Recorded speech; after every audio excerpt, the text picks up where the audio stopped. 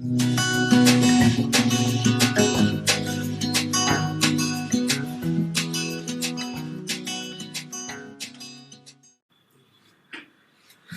Friends, as you know कि 31 मई को prelims है आपका।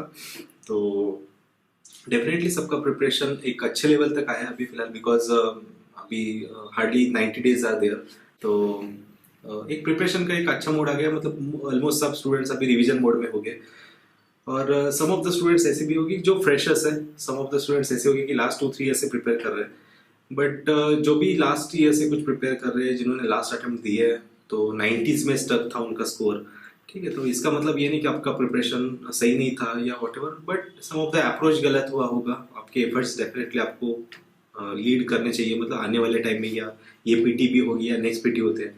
ठीक है, तो आपका स्कोर बूस्ट होना ही चाहिए। बट ये होता है कि एक राइट अप्रोच होना, मतलब ये एक इम्पॉर्टेंट चीज है कि आपका राइट अप्रोच वहां पे चाहिए। तो मोस्टली 90s अगर देखा जाए, ये मोस्ट ऑफ द स्टूडेंट जो सच में एक बाय हार्ट पढ़ते हैं, उनका स्कोर एक 90s तक स्टक होता है।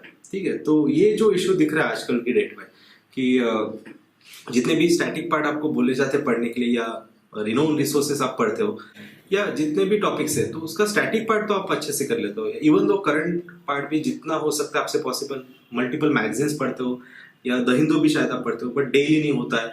बहुत हार्डली कोई स्टूडेंट होगा कि जो 365 डेज डेली द हिंदू पढ़ रहा है। ठीक है, तो ये लैकिंग होता है, सम ऑफ द पॉइंट्स लैकिंग होते हैं। ये यही हमारा ड्रॉबैक्स बोलते हैं कि मोस्ट ऑफ द हम प्रीलिम क्लियर करने के लिए नहीं कर पाते कवर। ठीक है, तो अभी चलो, अभी प्रीलिम्स है तो उसके बारे में डिस्कस करते हैं। तो जैसे हम लास्ट 2-3 ईयर्स अगर देखते हैं, आउट ऑफ 100 क्वेश्चंस जितने भी हमको टॉपिक यूपीएससी ने दिया है, जैसे हिस्ट्री होगा, ज्योग्राफी होगा, या एनवायरमेंट होगा, इकोनॉमिक्स होगा, या पॉलिटिकल साइंस होता है, तो ये सब टॉपिक पे इक्वल क्वेश्चन कभी नहीं आते। ठीक है, जैसे कि आप 15 क्वेश्चन, ऐसे पैटर्न कोई दिख नहीं रहा है। जैसे एनवायरमेंट होगा तो वेटेज ज्यादा हो रहा है, 25 तक क्वेश्चन जा रहे हैं, बिकॉज एज यू नो कि फॉरेस्ट सर्विस के प्रीलिम्स एंड आईएएस की प्रीलिम्स सेम होती है। तो वहाँ फॉरेस्ट के वजह से वहाँ पे एनवायरमेंट पे ज्यादा क्वेश्चन आपको दिख रहे हैं। इवन तो आप ज्योग्राफी लेते हो तो हार्डली 7 ही क्वेश्चन वहाँ पे प्रेजेंट है। ठीक है, साइंस एंड टेक लेते हो तो 15-16 क्वेश्चन होता है। बट जनरल साइंस अगर देखा जाए अदर हैंड पे, तो जनरल साइंस पे लास्ट ईयर एक ही क्वेश्चन आया था, 1 से 2 क्वेश्चन थे। उसके बिफोर भी अगर आप देखते हो तो 1 से 2 क्वेश्चन थे। वही अगर आप हिस्ट्री लेते हो तो हार्डली 15 क्वेश्चंस बन रहे हैं। उसमें से भी कभी वेटेज आर्ट एंड कल्चर या मेडिवल एशियन को ज्यादा जाता है, तो कभी मॉडर्न को ज्यादा जाता है। ठीक है, तो ये एक अप्रोच होता है, मतलब हर सब्जेक्ट इतना पढ़ना चाहिए, और जिसका वेटेज ज्यादा है तो उसको ज्यादा एक आपको प्रिपरेशन रखना चाहिए। तो वही आज हम थोड़ा डिस्कस करेंगे कि कैसे पैटर्न है, मतलब ओवरऑल अगर आप यूपीएससी देखते हो, उसका एक वेटेज या मोस्ट इंपॉर्टेंट पार्ट यूपीएससी के प्रीलिम निकालने के लिए कौन सा सबसे हाईएस्ट इंपॉर्टेंट पार्ट होना चाहिए, या प्रायोरिटी वाइज आपको उसको पहले प्रिपेयर करना चाहिए।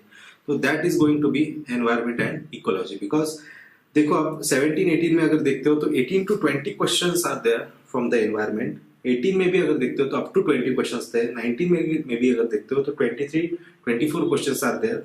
एंड ऑन एंड अराउंड अगर आप देखते हो तो 25% आउट ऑफ दिस 100 क्वेश्चन, या 100% अगर देखा जाए तो 100 क्वेश्चन में से 25 क्वेश्चन ये सिर्फ एनवायरमेंट से आ रहे हैं। और ये डायरेक्ट क्वेश्चन अगर देखते हैं हम तो 21-22 आर डायरेक्ट क्वेश्चंस। और इनडायरेक्ट भी अगर आप पकड़ते हो, इसलिए कि जैसे ज्योग्राफी रहेगा आपका, तो ज्योग्राफी समटाइम्स इंटरलिंक्ड होता है एनवायरमेंट से। जैसे कि अगस्तमालाई नेशनल पार्क है, या सेंचुरीज अगर लेते हो, कोई भी सेंचुरीज लेते हो, तो जब आपका ज्योग्राफी श्योर है तो मतलब ज्योग्राफी के क्वेश्चन कभी कभी एनवायरमेंट से रिलेट करते हैं, तो वो भी क्वेश्चन आप अगर इंक्लूड करते हो। और इवन आप बायोलॉजी भी लेते हो तो देयर आर सम स्पीसीज। ठीक है, तो वो स्पीसीज रिलेटेड टू बायोलॉजी अगर देखा जाए तो ऐसे क्वेश्चन अगर हम टोटली काउंट करते हैं तो इट गोज टू 30 क्वेश्चन। ठीक है, तो टोटल 30 क्वेश्चन मतलब बहुत ज्यादा एक वेटेज हो जाता है। ठीक है, और 30 क्वेश्चन मिस होते हैं आपके 60 मार्क्स, और मेरिट कितना लिखता है तो 105 to 110 मार्क्स होंगे। ठीक है, तो 105-110 मार्क ही लाना है आपको।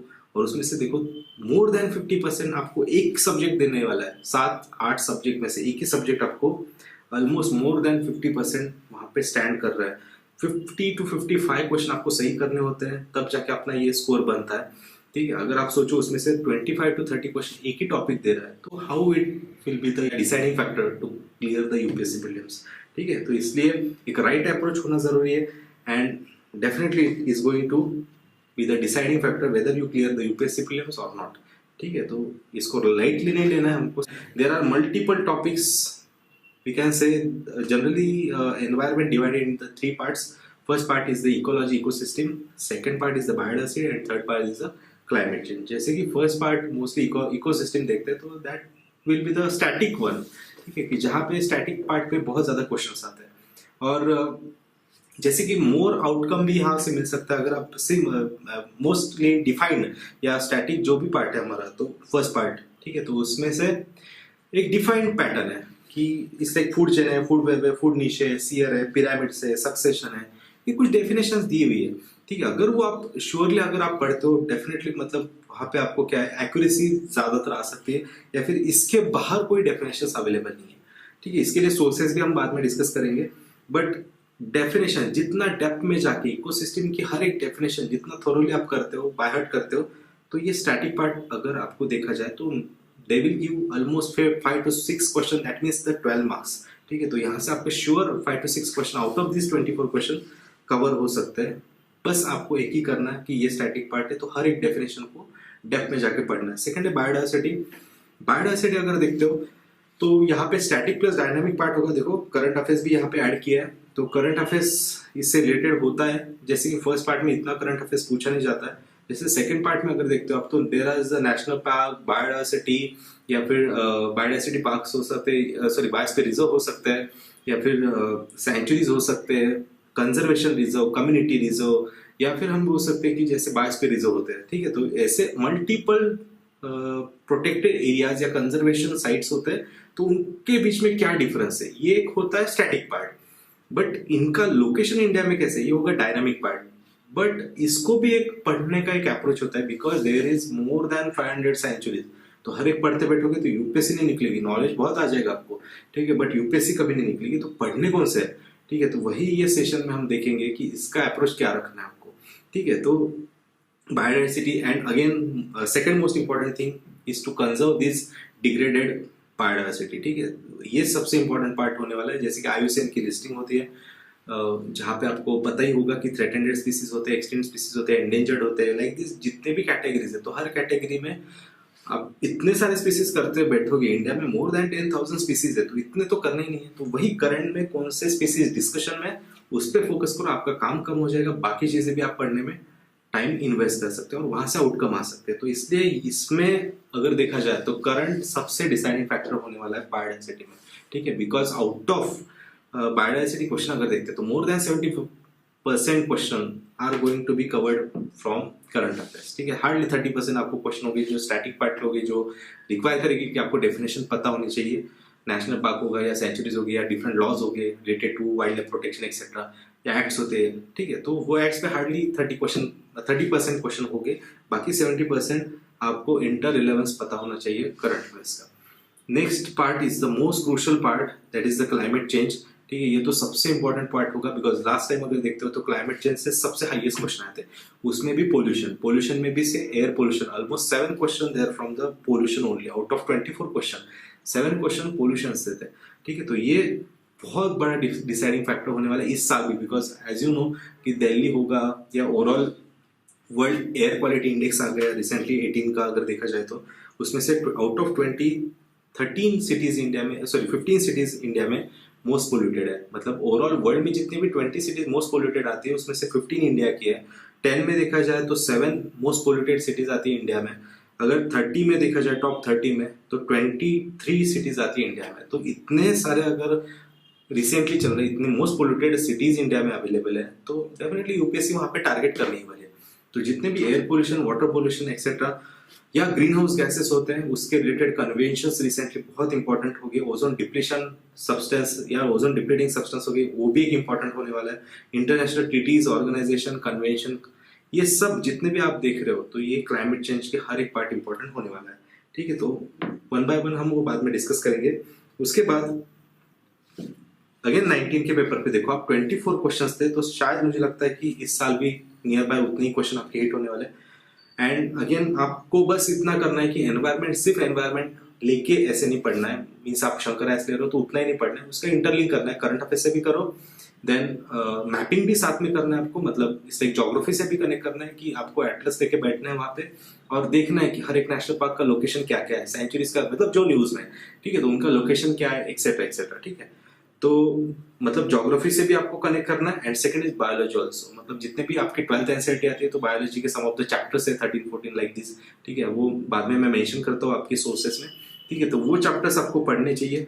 वहां से आपका डेफिनेटली बहुत सारे जो मतलब लाइक बहुत स्पेसिफाइड डेफिनेशंस होती है तो वो आपकी वहां से कवर हो जाएगी। तो it will goes around 30 question.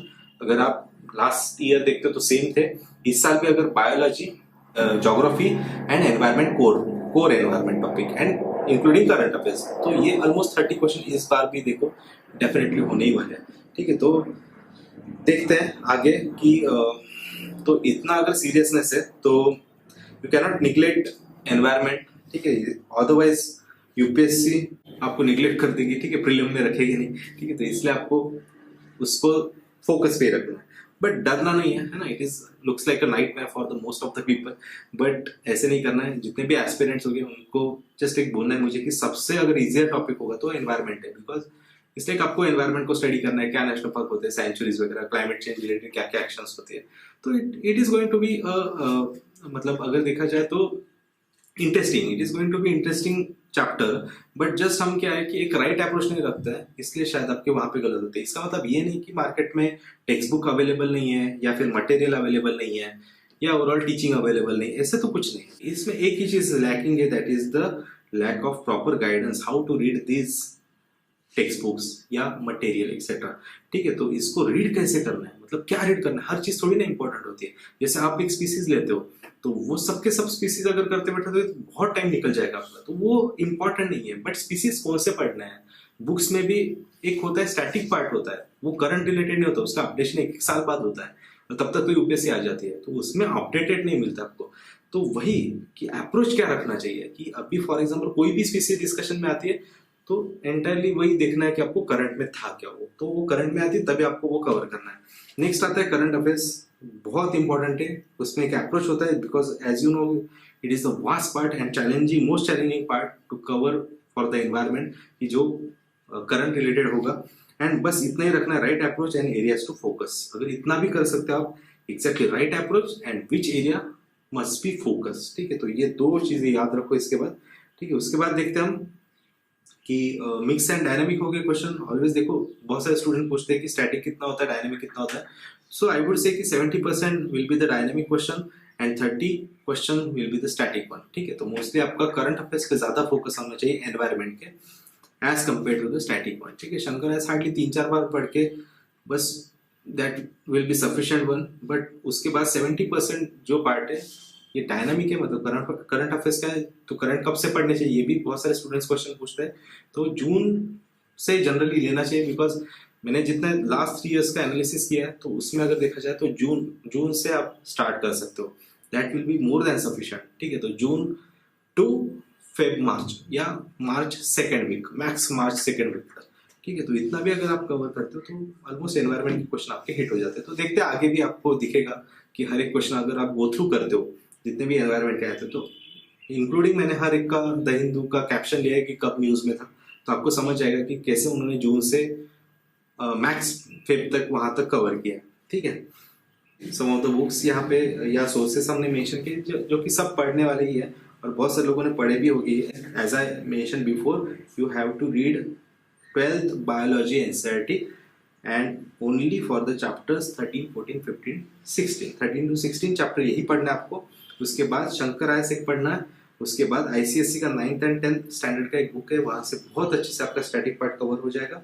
Second part is dynamic part, जहाँ पे आपका द हिंदू 365 डेज या फिर हम जून टू फेब पकड़ सकते हैं, है ना। तो जून टू फेब आपका कवर होना ही चाहिए था, ठीक है। उसके बाद internet source like PIB India book होगा, उसमें से कुछ डेटा अपडेशन एक्सेट्रा, और उसके बाद विजन इनसाइट के magazines again from the June to Feb, ठीक है। तो ये दोनों में से एक ही पढ़ो, नॉट बोथ, बिकॉज जिसकी लैंग्वेज आपको सही लगती है तो दोनों भी सही होगा। बट एक इशू है कि इसमें से 100% आपका तो हिट होने ही नहीं वाला है, ठीक है। तो ये जस्ट मिथ है, इसमें से बेनिफिट तो होगा ही आपको, डेफिनेटली 70-60% बहुत ज्यादा बेनिफिट हो जाएगा, बट ये 90s तक आपको रखेगा आके।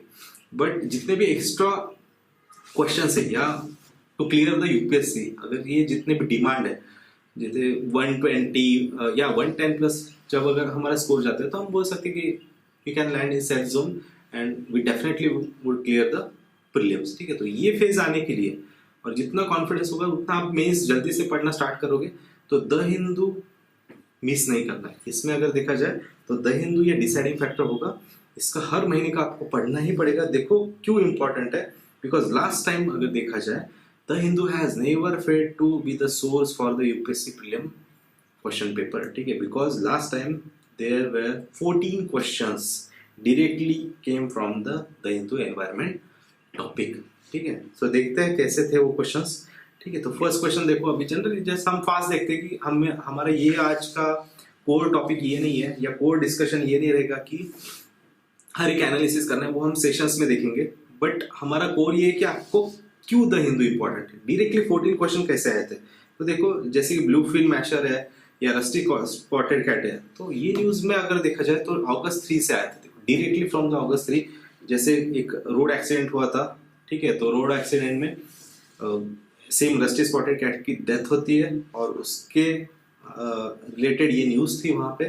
ठीक है, और यही न्यूज ने देखो कुछ कवर किया था आगे, Eastern Ghat are home to some of the endangered lesser known mammal like rusty spotted cat and Indian pangolin etcetera. ठीक है, मतलब यहाँ पे सिंपली मेंशन किया है, तो आपको ऑलमोस्ट ये क्वेश्चन हिट होने ही वाला था। मतलब बस अनलेस एंड अनटिल आपने पढ़ा नहीं है, ये अगस्त 3 से देखो ये क्वेश्चन, तो जब आप पढ़ते हो तो डेफिनेटली आपका ये क्लियर हो जाता है। सेम उन्होंने आगे और एक्सटेंड किया था ये न्यूज में कि ईस्टर्न घाट में कौन से मेंशन है, वो अभी मैंने जस्ट आपको दिखाया था। और जैसे वेस्टर्न घाट में भी नियर बाय कावेरी रिवर आपको ब्लू फिल्म मैशर एक्सेट्रा मिलते हैं, तो ये भी उन्होंने उसमें एक्सटेंडेड में कवर किया था। मतलब ऑलमोस्ट आपका द हिंदू अगर वो पढ़ते अपन आप लोग तो शायद आपको वो हिट हो सकता था। Then again next question is for the microbeads. देखो नाम से तो कुछ समझता नहीं है अनलेस एंड अनटिल अगर पढ़ते हो आप, तो it is about the small particles of the plastic. It looks like the Sandy in structure, जो कि यूएस और कैलिफोर्निया के कोस्टल रीजन में थोड़ा सा इशू हुआ था इसके लिए, या इसका बायोमैग्निफिकेशन हो रहा था, it was going to harm entire ecosystem. ठीक है, तो उसके रिलेटेड था, तो उसको टैकल करने के लिए कुछ प्रोजेक्ट्स वहां पे लोग स्टार्ट करे तो, और माइक्रोप्लास्टिक को ही माइक्रोबेड्स बोला जाता है। तो देखो यहाँ पे था they are consider harm to be the marine ecosystem. ठीक है, तो एग्जैक्ट देखो यहाँ पे सेम नवंबर 17 से ये क्वेश्चन आया था कि feeding the microplastic scotch stock the sea. ठीक है, तो एग्जैक्टली देखो कैलिफोर्निया रिलेटेड माइक्रोप्लास्टिक एक्सेट्रा या यूएस गवर्नमेंट रिलेटेड ये प्रोजेक्ट है to phase out the microbeads. देखो यहाँ पे मेंशन किया microbeads to phase out the microbeads. देखो यूएस में डिस्कशन था बट यह यूएस का इशू था, बट स्टिल इंडिया में ये न्यूज में द हिंदू में दिया है, तब भी पूछा है। ठीक है, तो बहुत सारे मैगजीन्स इसको लाइटली लेते हैं। ठीक है, तो ये नहीं होना चाहिए। मतलब इसलिए तो हमारे सम ऑफ द क्वेश्चन हम ऑलवेज ब्लेम करते कि ये मैगजीन से नहीं आया था, वो मैगजीन से नहीं। बट देखो द हिंदू कभी यूपीएससी ने साइडलाइन नहीं किया, इस पे ऑलवेज फोकस किया। तो इसलिए मुझे लगता है कि ऐसे देखो छोटे छोटे वर्ड्स होते हैं कि माइक्रोबेड्स है ना, माइक्रोप्लास्टिक, बट स्टिल उस पर यूपीएससी डायरेक्ट क्वेश्चन आती है। मोर कॉम्प्लिकेट कभी नहीं करते वो। आपको लगता है कि ऐसे मोर कॉम्प्लिकेट हो सकता है, बट सिंपली आपको नॉलेज होता तो ये शायद आप डेफिनेटली अटेम्प्ट कर सकते थे। ठीक है, नेक्स्ट देखते हैं हिमालय नेटल। सेम था, देखो सिंपल एक वन लाइनर क्वेश्चन है और टेक्सटाइल फाइबर रिलेटेड था। ठीक है, तो यहाँ पे एक गवर्नमेंट स्कीम लॉन्च किया था, तो डेफिनेटली वहां से एक क्वेश्चन आया। नेक्स्ट क्वेश्चन देखते हैं, तो जैसे सैटेलाइट रिमोट सेंसिंग रिलेटेड था। ठीक है, क्लोरोफिल कंटेंट एक्सेट्रा, वेजिटेशन है या green house gases, land surface, ये सब ट्रैक किया जाता है और सैटेलाइट इमेजिंग से। तो देखो अगेन न्यूज में था, आपको रीड करना चाहिए था, high resolution satellite imagery for monitoring forest cover. ठीक है, तो अभी फॉरेस्ट कवर अगर सैटेलाइट इमेजेस मिल रहे हैं तो और कौन सी इमेजेस यहाँ पे मिल सकते हैं, तो एक्जैक्टली ये जनवरी 29 के इसमें एक्सटेंडेड पार्ट था कि जहाँ पे उन्होंने बताया था कि chlorophyll content of the vegetation of a specific, है ना। तो मतलब ऑलमोस्ट क्लोरोफिल कंटेंट से हम फॉरेस्ट कवर एक्सेट्रा लोकेट कर सकते हैं, other green house gases emission also. ठीक है, and land surface temperature also. तो देखो मतलब एक टॉपिक फॉरेस्ट कवर हमने ट्रैक किया है with the help of these remote sensing satellites etcetera. So other भी चीजें वहां पे कौन सी मेजर होती है with the help of these satellites, तो ये भी मेंशन किया था। मतलब ऑलमोस्ट ये क्वेश्चन आपका हिट हो रहा था वहां पे। ठीक है, तो स्ट्रेट क्वेश्चन है, it's like not complicated one. ठीक है, नेक्स्ट है जैसे lithium hydrate. Again was in, जब तक आप पढ़ते नहीं तो ये मीथेन हाइड्रेट कंसेप्ट भी आपको नहीं समझता है। ठीक है, तो देखो मीथेन हाइड्रेट रिलेटेड सेम जनवरी 8 से क्वेश्चन आता है। देखो रिसेंट क्वेश्चन भी वो पूछ सकते हैं जनवरी वाले। ठीक है, तो जनवरी 8 methane hydrate IIT Madras team produces gas hydrate under the space condition. ठीक है, तो अगेन यहाँ पे क्वेश्चन आया, तो एंटायर अगर आप ये पढ़ते हो तो डेफिनेटली आपका ये क्वेश्चन भी हिट हो जाता है। सम लैक ऑफ द टाइम हम ये डिस्कस नहीं कर सकते, हम बाद में हमारे सेशंस में डिस्कस करेंगे। बस हम क्वेश्चंस देख रहे हैं कि कैसे द इंदु से डायरेक्टली आता है। ठीक है, उसके बाद देखो carbon monoxide, methane, ozone, sulphur dioxide etcetera, ये क्रॉप बायोमास रेसिड्यू है। एज यू नो कि इस साल तो बहुत बड़ा इश्यू चल रहा है स्टबल बर्निंग का। तो देखो मतलब अभी इस साल मतलब लास्ट ईयर तो भी थोड़ा कम इश्यू था, बट इस साल तो और ज्यादा इश्यू है।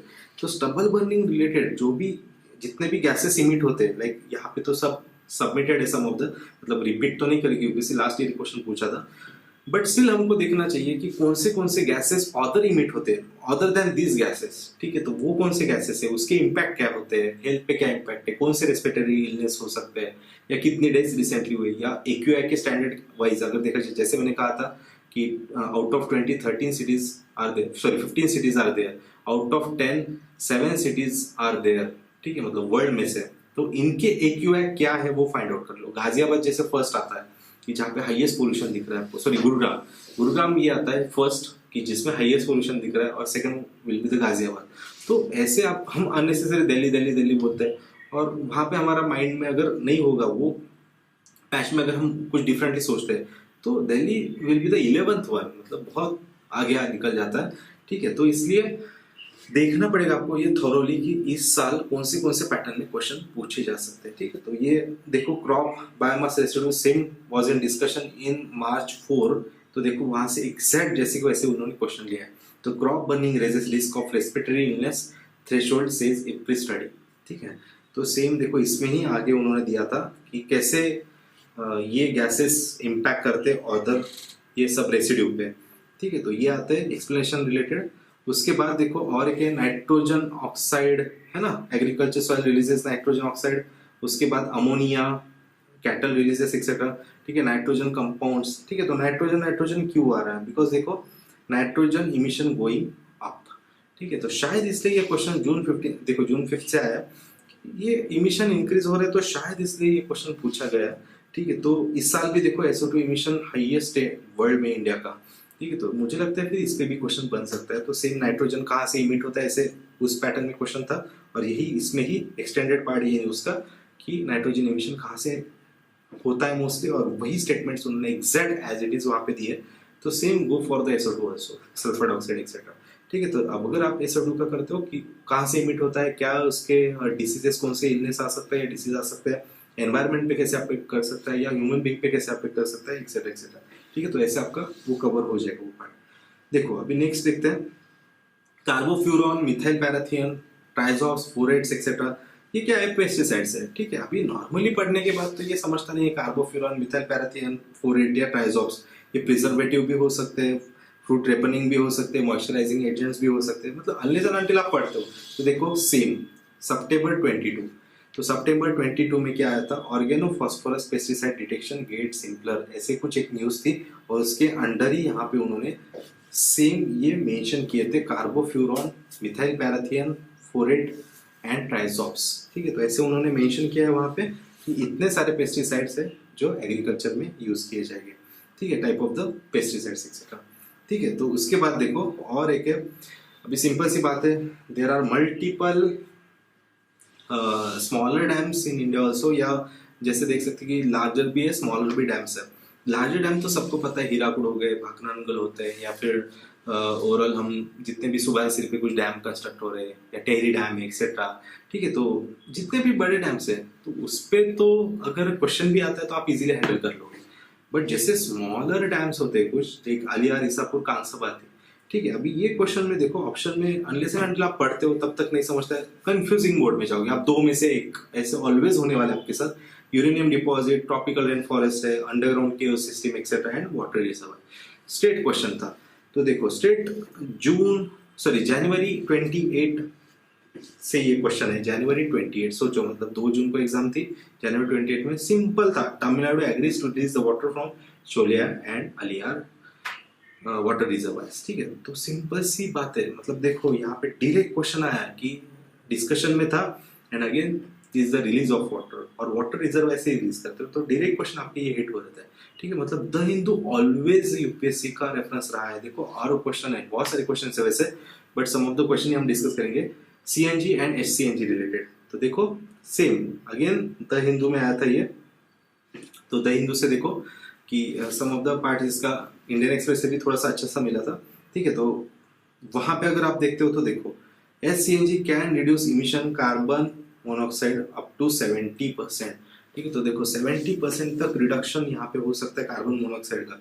तो ये स्पेसिफाइड दिया है यहाँ पे, नॉट एलिमिनेशन, यहाँ पे जबकि ऑप्शन में एलिमिनेशन दिया है। एक्सट्रीम वर्ड्स पे भी सम ऑफ द यूपीएससी क्वेश्चन डालती है कि एक्सट्रीम वर्ड्स होते हैं, बस एलिमिनेट करते तो भी आपके आंसर बन जाते हैं वहाँ पे। बट स्टिल आपको नॉलेज तो होना चाहिए, एटलीस्ट एक दो स्टेटमेंट तो आपको कट डाउन करते आने चाहिए।